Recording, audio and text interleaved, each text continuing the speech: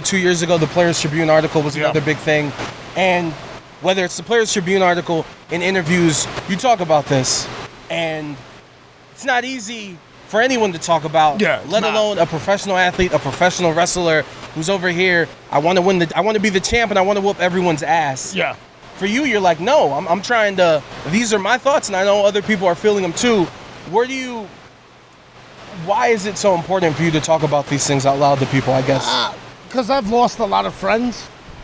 You know what I mean? Who didn't talk about it, who hid it, and a couple of friends committed suicide. A couple of friends went on a little run and got killed by others, you know what I mean? Because they didn't talk about it. And I look at my family, and like a lot of my family members, man, went through it, you know, and didn't deal with it until later on in their life, you know, until they didn't fit. You never figure it out, but they didn't start trying to work on themselves until they were in their like late 40s, early 50s, you know, and I seen them struggle when they were in their 20s and 30s, my uncles, you know? And it's just like, well, let's talk about it. Let's do something different now. Yeah. Because for years we didn't talk about it. And guess what? It didn't fucking work. People still died. People still committed suicide. So how about we start talking about it? And to me, if one person, only one, all it takes is one. If one person, because they hear me or they hear someone else talk about their mental health and they're like, oh, shit, I'm not alone, because you're not, and it helps them move on in their life, then that's all that matters. You know what I mean? I'm not doing this to be the advocate for mental health or whatever. No, I'm just doing it because to me it's right. Because you're a human being, and this is what I guess, and if it, you know what I mean? To me, it's a right thing to do. You know, I try to do right things. It's hard sometimes, you know, when doing bad is much easier, trust me. But I try to do the right thing, man, and to me, this feels right. You know what I mean? And for this next question, I apologize if it's too personal, but for me, I started therapy last year. Nice. Do you go to therapy or? No, I haven't gone back to therapy in about a year, but I'm always planning on it. You know what I mean? And I also have a real good support system, and my support system, they'll let me know if like, yo, Eddie, go back to therapy. You know what I mean? Or they'll tell me like, oh, we can't help you on this. You need a professional. Yeah. And I'll do it. Well, that's my problem. I've been to like 6 of them. Sometimes they're too old. I was like, you don't relate to me. You haven't listened to the same music, grew up the same way. Like, how can you in this? Isn't that hard? You know, for me, it's hard. I'm not looking for answers. You know what I mean? I'm not looking for them to fix me, per se, because I don't think nothing's wrong. Yeah. It's just, I'm looking for a way to handle things correctly. I'm not looking for a fix, because I'm never going to be fixed. This is a battle that I'm going to have to deal with for the rest of my life. I'm just looking for better ways of handling it. You know what I'm saying? When people when people say, oh, I'm just trying to get fixed, fixed for what? Ain't nothing wrong with you. This is life. Everybody's different, dog. You know what I mean? And like, I hate the word normal. I hate that word. Because my normal's not the same as yours. Yeah. Or the next person or that. We make our own normal. You know what I mean? So to me, when I go through my depression or when I start, you know, getting a little bit on edge, that's my normal. It may not be the next man's, but that's mine. And that's fine. You know what I mean? There's nothing to fix. I just need to learn ways of handling it better. And that's what I tell people. Like, therapy's not about fixing, because ain't nothing wrong with you. You ain't broken. You just got to find a way to handle it better than the next man. And that's it. And listen, I want to thank you right now, because like that, to me personally, that's like one of the hardest things. Viewing it of like fixed or problem. It's kind of like, you want to be the best wrestler. Yeah. I want to be the best interviewer, be the best person in radio. If there's ever a day where I think something's fixed or complete, it's a wrap. Yeah. Because it's not, because this shit continues. Yep. And every day there's something to add on to it. Oh, there's something new every day, man. Like, every day there's something new. You know what I mean?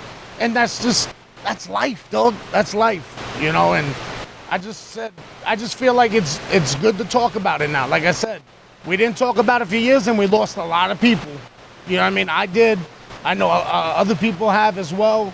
It's about time to switch it up now. Let's try a new way. If this don't work, all right then. Do it a different way then after that. I don't know. And I know you just told me, you know, you're uncomfortable with getting praise. I hate it, man, because I just don't feel like... But look, I need to go through the catalog real quick. Yeah. Main event at AEW, pay-per-views, all out, 80,000, 70,000, whatever the number is, right? The moments that you've had, the love, the new fandom, Grand Slam winning in your city, Yeah. family there, finally winning that world championship. Yo. Were you able to take a moment to take all that in, or is this like, no, I can't think about this now because I'm doing what I'm doing? I usually take these moments in when I'm in the hotel by myself, and like I'll take it in for a little bit, but then my brain is like, all right, on to the next thing. We gotta hurry up. I got this other thing to do. I gotta keep going. I gotta do something at work or something just clicks in my head. But I do take time, whether it's an hour after when I'm in the hotel room or 2 hours, 3 hours. I take time to sit back and go, all right, this ain't did bad. it in your city, Yeah, bro. yeah. This ain't bad. You know what I mean? Like this is pretty cool. But then, you know, I get on it like, all right, got a show Saturday, or I got a show next Wednesday, or I got to do New Japan, you know? Like when I did the G1, I actually enjoyed it. But then when it was finally over, I was like, all right, when am I getting back? You know what I mean?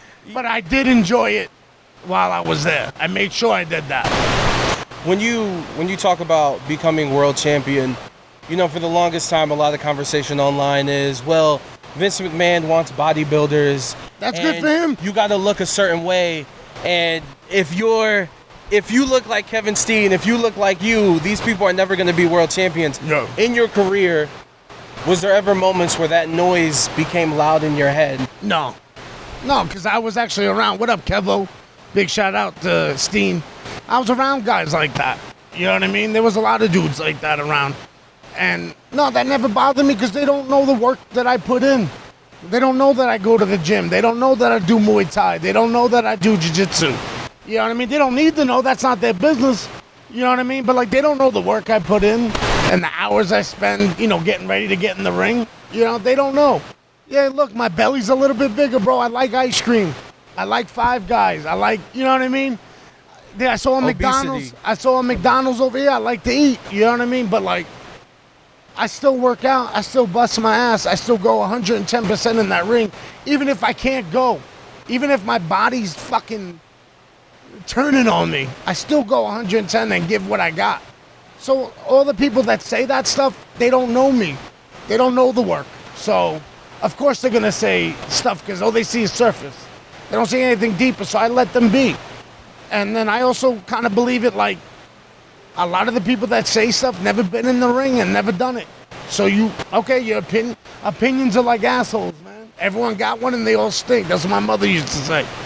Now, when the boys start knocking you and saying stuff, that gets under my skin a little bit, but then I kind of go, well, they ain't going to say it to my face, so fuck them. You know what I mean? Yeah. And that's the way I look at it. Because if they cared, they would have went to you and took you to the side and be like, hey, bro, everything good? Either that or if they wanted to really confront me on some shit, and if they were really mad that I'm getting opportunities and I don't look like a bodybuilder, if they had a problem with it, confront me. You know what I mean? It doesn't mean we're going to throw hands, but let's have a conversation then. Yeah, because if you have an issue, that's how we do it. Let's just knock it out the way then, you know what I mean? But it is what it is, and to me, Mox told me this a while ago. He said, if you're not having haters by now in your career being on TV, then you're not doing a good job. And I'm like, nah, you're right. And no one can take any of this away from me, haters or whoever. Yeah, I don't look like the typical wrestler. I ain't got six-pack. I don't have these huge ass muscles, you know what I mean? But the bottom line is you can't take away what I've done and what I'm going to do. So sit there and hate all day, bro. Do you. Watch something else then. I don't care. Watch wrestling. Just watch pro wrestling. I don't care. I don't care what kind of pro wrestling it is. Just watch it. And look, they can have all those things you just mentioned, but very few are going to make you feel the way this guy makes you feel when you're watching them. I try. I know. And you see how weird I get real quick? Well, look, it's going to get a little weirder. This is a little controversial, but I'm going to ask it. And I